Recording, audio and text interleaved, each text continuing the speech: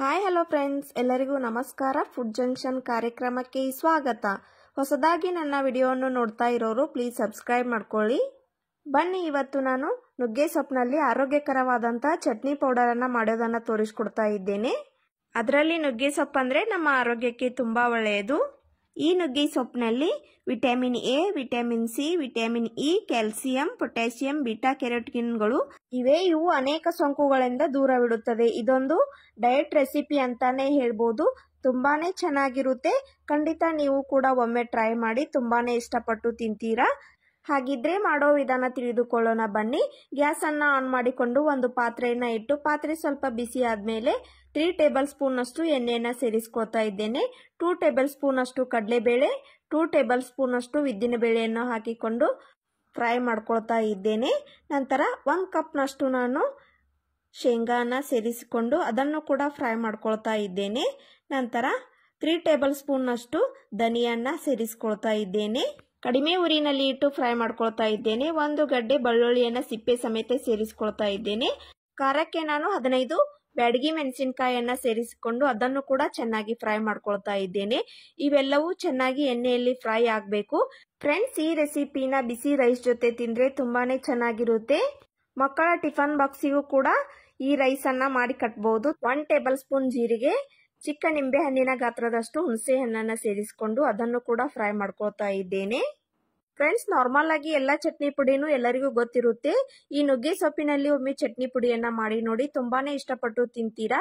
ಅದರಲ್ಲಿ ಬಿಸಿ ರೈಸ್ ಜೊತೆ ಸ್ವಲ್ಪ ತುಪ್ಪವನ್ನ ಹಾಕೊಂಡು ಈ ಚಟ್ನಿ ಪುಡಿ ಹಾಕೊಂಡು ತಿಂದ್ರೆ ಅದರ ರುಚಿನೇ ಡಬಲ್ ಆಗುತ್ತೆ. ಖಂಡಿತ ನೀವು ಒಮ್ಮೆ ಟ್ರೈ ಮಾಡಿ. ಇವಾಗ ನೋಡಿ, ಎಲ್ಲವನ್ನು ಹುರಿದುಕೊಂಡು ಒಂದು ಪ್ಲೇಟಿಗೆ ಹಾಕಿ ಎತ್ತಿಟ್ಕೊಳ್ತಾ ಇದ್ದೇನೆ. ಇವಾಗ ನಾನು 1 ಸೂಡ್ನಷ್ಟು ನುಗ್ಗೆ ಸೊಪ್ಪನ್ನ ತೆಗೆದುಕೊಂಡು ಅದನ್ನ ನೀರಿನಲ್ಲಿ ತೊಳೆದಿಟ್ಕೊಂಡು ಈ ರೀತಿಯಾಗಿ ಬಿಡಿಸಿಟ್ಕೊಂಡಿದ್ದೇನೆ.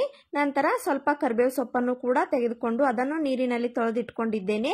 ಇವಾಗ ಒಂದು ಕಡಾಯಿಗೆ ಈ ನುಗ್ಗೆ ಸೊಪ್ಪು ಹಾಗೆ ಕರಿಬೇವು ಸೊಪ್ಪನ್ನು ಹಾಕಿಕೊಂಡು ಸ್ವಲ್ಪ ಎಣ್ಣೆಯನ್ನು ಹಾಕಿ ಚೆನ್ನಾಗಿ ಫ್ರೈ ಮಾಡ್ಕೊಳ್ತಾ ಇದ್ದೇನೆ.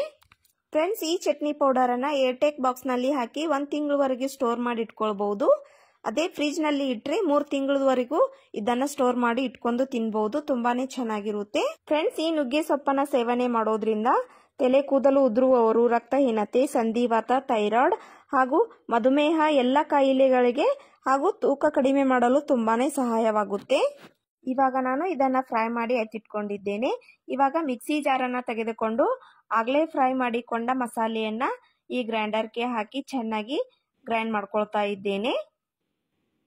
ಫ್ರೆಂಡ್ಸ್, ಈ ಚಟ್ನಿ ಪೌಡರ್ ಸ್ವಲ್ಪ ತರಿತರಿಯಾಗೇನೆ ಇರಬೇಕು, ಜಾಸ್ತಿ ಪೌಡರ್ ತರ ಆಗಬಾರ್ದು. ನೋಡಿ, ಇವಾಗ ನಾನು ಈ ರೀತಿಯಾಗಿ ಗ್ರೈಂಡ್ ಮಾಡಿ ಇಟ್ಕೊಂಡಿದ್ದೇನೆ. ಇವಾಗ ನಾನು ನುಗ್ಗೆ ಸೊಪ್ಪು ಹಾಗೂ ಕರಿಬೇವು ಸೊಪ್ಪನ್ನ ಇದಕ್ಕೆ ಸೇರಿಸಿಕೊಂಡು ಅದನ್ನು ಕೂಡ ಗ್ರೈಂಡ್ ಮಾಡ್ಕೊಳ್ತಾ ಇದ್ದೇನೆ. ನೋಡಿ, ಇವಾಗ ಈ ರೀತಿಯಾಗಿ ನಾನು ಗ್ರೈಂಡ್ ಮಾಡಿ ಇಟ್ಕೊಂಡಿದ್ದೇನೆ. ಅದನ್ನು ಒಂದು ಪ್ಲೇಟಿಗೆ ಹಾಕಿ ಈ ರೀತಿಯಾಗಿ ಸೇರಿಸ್ಕೊಳ್ತಾ ಇದ್ದೇನೆ. ಫ್ರೆಂಡ್ಸ್, ನುಗ್ಗೆ ಸೊಪ್ಪಿನಲ್ಲಿ ಕ್ಯಾರೆಟ್ಗಿಂತಲೂ 10 ಪಟ್ಟು ಹೆಚ್ಚು ಎ ವಿಟಮಿನ್ ಅನ್ನು ಹೊಂದಿದ್ದು ಇದು ನಮ್ಮ ಆರೋಗ್ಯಕ್ಕೆ ತುಂಬಾನೇ ಒಳ್ಳೆಯದು ಅಂತಾನೆ ಹೇಳ್ಬಹುದು. ನೋಡಿ, ಇವಾಗ ನಾನು ಈ ರೀತಿಯಾಗಿ ಗ್ರೈಂಡ್ ಮಾಡಿ ಇಟ್ಕೊಂಡಿದ್ದೇನೆ. ಇವಾಗ ನುಗ್ಗೆ ಸೊಪ್ಪಿನ ಚಟ್ನಿ ರೆಡಿಯಾಗಿದೆ. ಇದನ್ನ ಬಿಸಿ ಬಿಸಿ ಅನ್ನದ ಜೊತೆ ತಿಂದ್ರೆ ಅದರ ರುಚಿ ಡಬಲ್ ಆಗುತ್ತೆ. ನೋಡಿ, ಇವಾಗ ನಾನು 2 ಟೇಬಲ್ ಸ್ಪೂನ್ ಅಷ್ಟು ಚಟ್ನಿ ಪೌಡರ್ ಅನ್ನ ಸೇರಿಸ್ಕೊಳ್ತಾ ಇದ್ದೇನೆ. ಅದಕ್ಕೆ ಮೇಲೆ ಸ್ವಲ್ಪ 1 ಸ್ಪೂನ್ ಅಷ್ಟು ತುಪ್ಪವನ್ನ ಸೇರಿಸಿಕೊಂಡು ತಿಂದ್ರೆ ಅದರ ರುಚಿ ಹೊಸ ರುಚಿ ಅಂತಾನೆ ಹೇಳ್ಬೋದು. ತುಂಬಾನೇ ಇಷ್ಟಪಟ್ಟು ತಿಂತಾರೆ. ಹಾಗೆ ಮಕ್ಕಳ ಟಿಫನ್ ಬಾಕ್ಸಿಗೂ ಕೂಡ ಈ ರೀತಿಯಾಗಿ ಮಾಡಿ ಕಟ್ಬೋದು.